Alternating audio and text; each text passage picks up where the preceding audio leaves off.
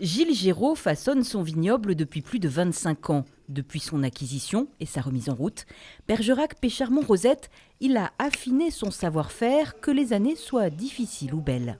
C'est une somme de détails qui fait que vous allez faire un très grand vin ou vous allez faire quelque chose de complètement raté. Au chai, quand on ne surveille pas comme il faut les vins, et bien si pendant 2-3 mois on n'est pas derrière nos vins, l'évolution peut être mauvaise. Travailler au mieux est une chose, se faire connaître en est une autre. Chaque année, le vigneron propose ses vins au concours agricole. Il décroche une à plusieurs médailles à chaque édition. 2017, on en a eu 3. En 2018, on en a eu 4 aussi. Faire un one-shot, avoir une médaille une année, c'est bien.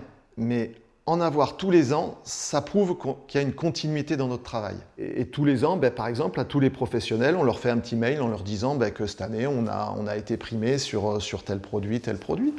Une mousse de canard au Montbazillac, médaille d'or 2025, du jambon et un pâté rustique, médaille d'argent. Au Salaison Périgordine, on travaille avec des machines, mais on revendique des recettes traditionnelles.